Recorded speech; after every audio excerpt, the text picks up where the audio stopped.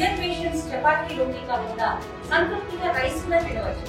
Doctor rice, sugar free rice, doctor rice, diabetic rice, sugar పెన్సని బియ్యం, doctor rice.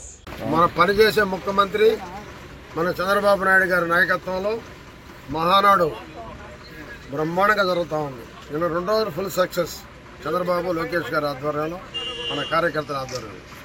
అదే రకంగా ఈరోజు 5 లక్షలు పైబడి పెద్ద భైరవ సభ పెట్టాలనే ఉద్దేశంతో నిన్న వెంకటగిరిలో మాజీ ముఖ్యమంత్రి కొడుకు ఓడించినటువంటి సింహం రామకృష్ణ గారు ఇక్కడికే వచ్చి రాత్రంతా నిద్రపోకుండా అంతా ఆర్గనైజ్ చేసి దాదాపు 5,000 పైన జనాభాని ఈరోజు ఇక్కడి నుంచి తరలించడం జరిగింది. నిజంగా ఆయన అభినందిస్తున్నాం.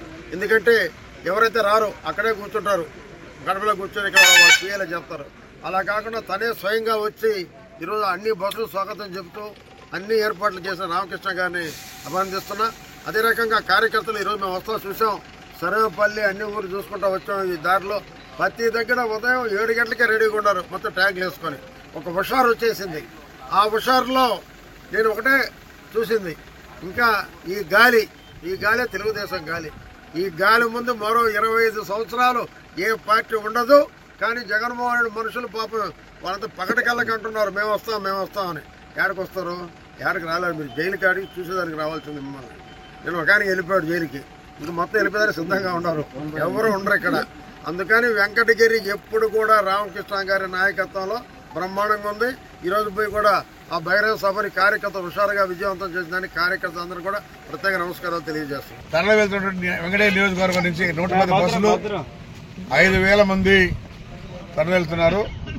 ఈరోజు మహానాడు సక్సెస్ఫుల్ గా బ్రహ్మాండంగా జరగబోతా ఉంది.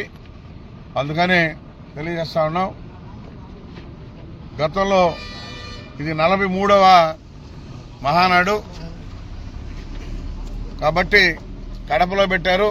కడపలో ఛాలెంజ్ గా సక్సెస్ చేయాలనే లెక్కతో అన్ని నియోజకవర్గాల నుంచి తరలి వెళ్తున్నటువంటి బస్సులు ఒక్కొక్క నియోజకవర్గాల నుంచి ఇక్కడి నుంచి 5,000, దగ్గర 10,000, 15,000 ఆ విధంగా వస్తున్నటువంటి 5 లక్షల మందితో ఈ రోజు మహానాడు జరగబోతుందని చెప్పని కూడా తెలియజేస్తా ఉన్నాం.